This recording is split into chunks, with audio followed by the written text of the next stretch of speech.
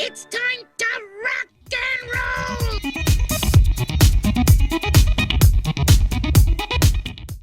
I like your background. Thank you. Yeah. Yeah. I mean, the moment we figured out that we were going to be able to do this, I was like, well, yeah, I got to throw this on there. There's no way I shouldn't.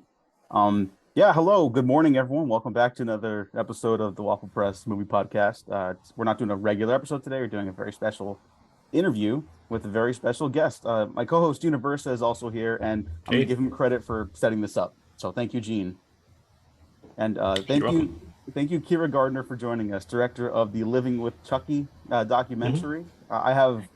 We have so many questions for you, but first off, how are you? How is the press junket run going?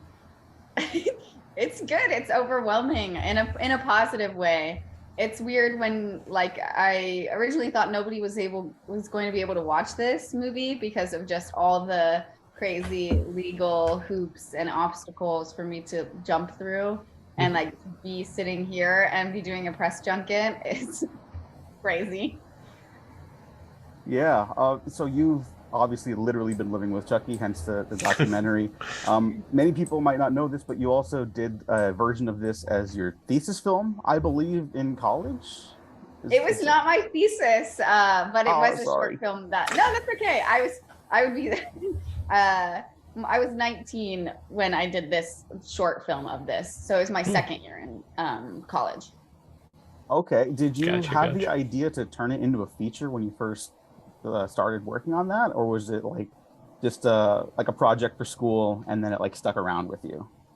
Kind of like in the middle of those two. Like it was a project for school originally. And then I had so much footage because it was a 7-minute film and I had like 7 interviewees just for that. So I had 7 hours of footage to go through just for that. And it was like, this would be easy to make a longer version of, for sure. So kind of after getting the response at the film festivals with the short and it seeming like something that fans would be receptive to, when I started embarking on getting more interviews while I was still in school. And then when I graduated, I got all the interviews that I could in LA. And then once we had like a little bit of financing, I went out to New York and Baltimore and got Tony Timpone and John Waters. And then it all kind of came together.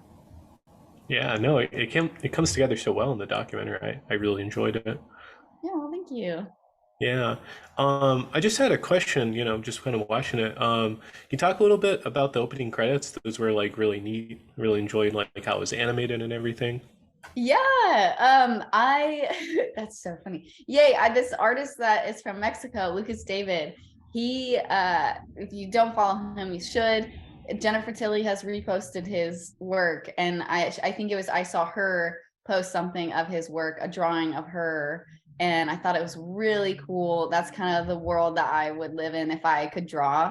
And I had this idea starting with the short of animated bits. I had to animate some B-roll for my short film in college because of legal reasons. So I always thought of the idea of like Chucky walking into a house being animated, but I could not do that in school. I could not do that. And so when it became a feature and I actually had time for a title sequence, it was just kind of, I saw Lucas's drawing on Instagram and I reached out and saw if he I was like, do you want to be a part of this thing and make it? And so it was like, it was their first big like animated thing to something like that extent. So he like dove into uncharted waters with me, which was really cool. And it was my first time really working with like an artist and an animator, and they like knocked it out of the park. Yeah, no, it came together so well. It was really, really cool. I'm glad you liked that. Yay, that's like one of my favorite parts. Definitely. No, the documentary really is like it's really good. It's really fantastic. I think maybe this might be a controversial statement, but like I think it's easy to make a love letter to stuff we care about. I think you go the extra mile and like you obviously make it very personal, and we understand why not just you love it, but you've expressed why a lot of people love this franchise. What was the most challenging part of making the documentary though for you? Oh God.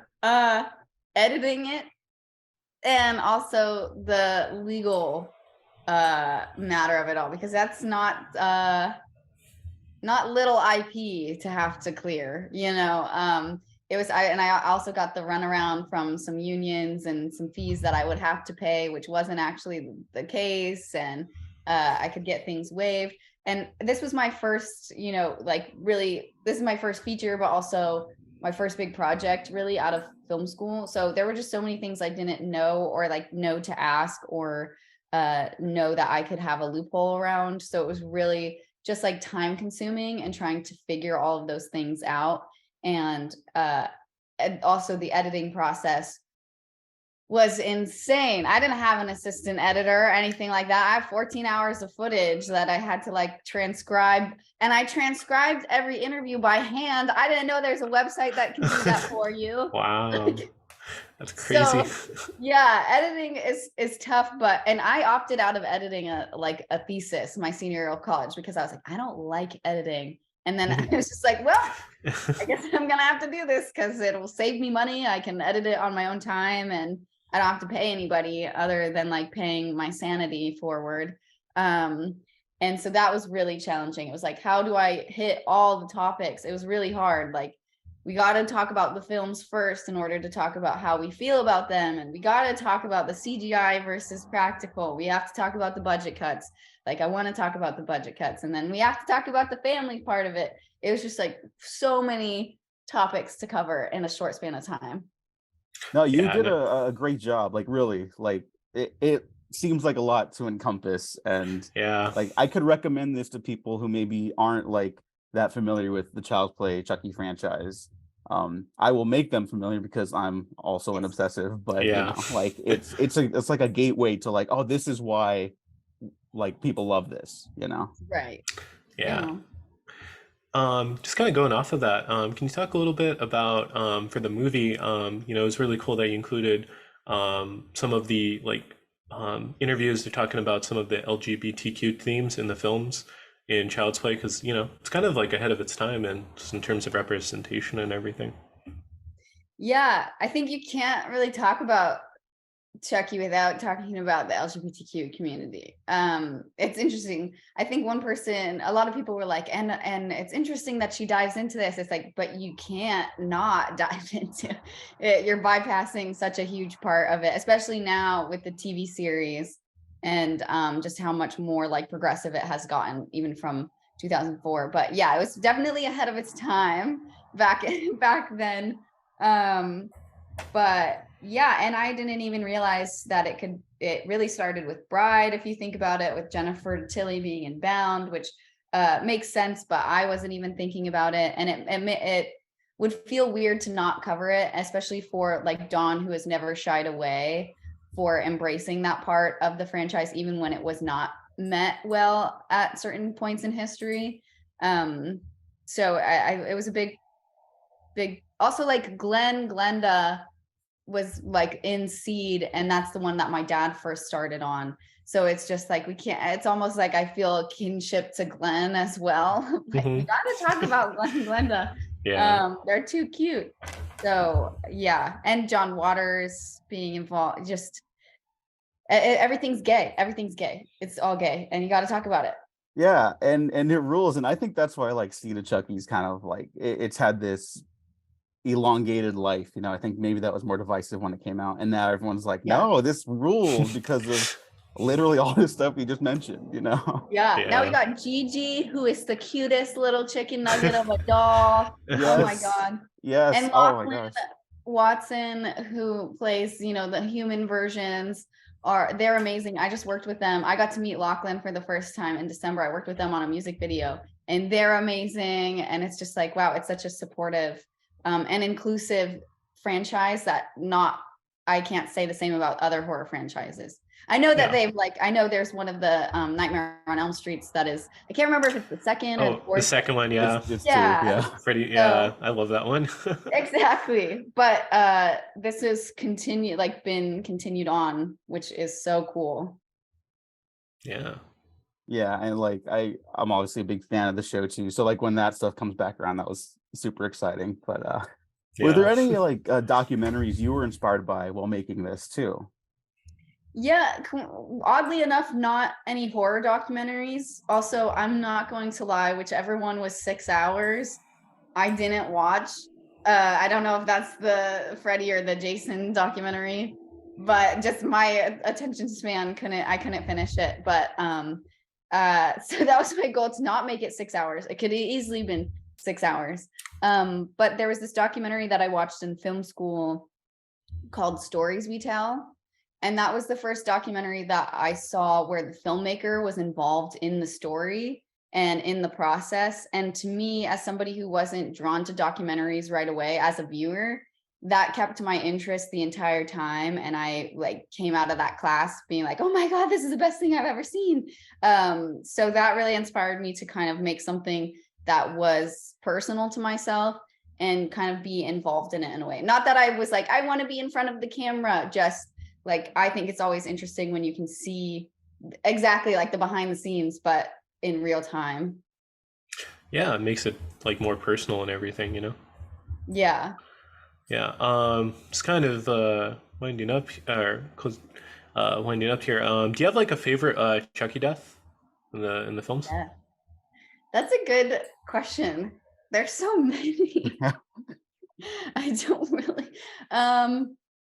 Well, the window in the first Child's Play where she gets pushed out the window, just that shot in slow motion is really cool, and the building architecture is nice.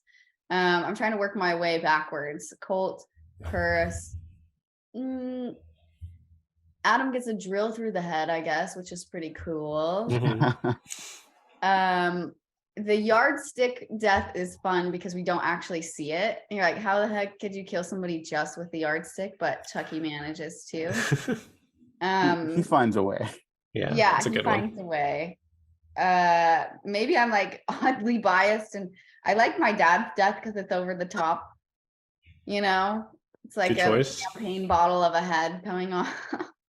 I wasn't sure if I should, because that's a great one, especially the effects on it and everything like that. So I guess your dad designed that, which is so. Oh, that's amazing. But yeah, I was like, should we mention that? Her dad dies on camera.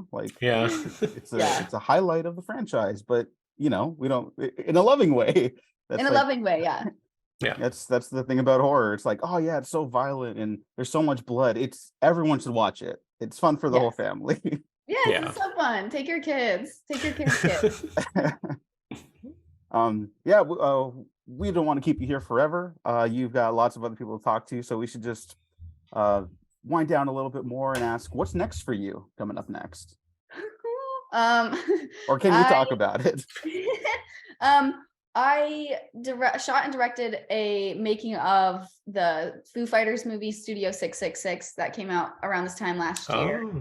So that is also personal to me in the sense that I spent 2 to 3 years following the band in the whole process of that movie, from the first table read to the premiere.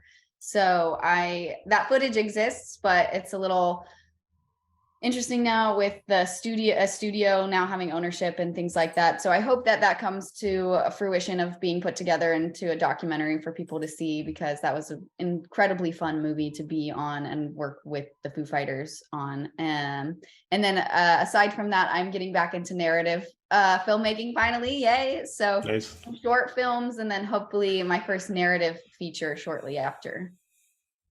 Well, we cannot wait to see all of that lined up. It reminds me to check out Studio 666 as well.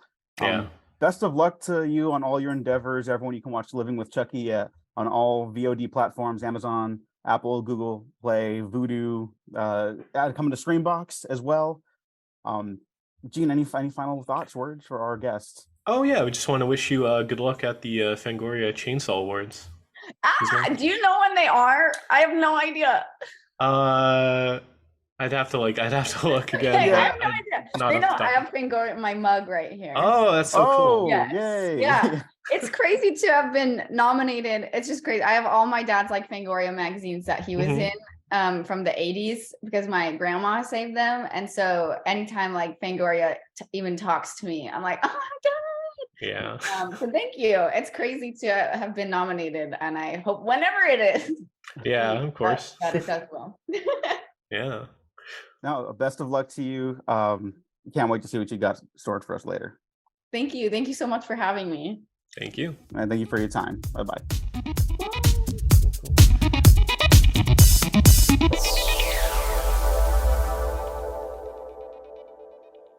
Awesome. Thanks, guys.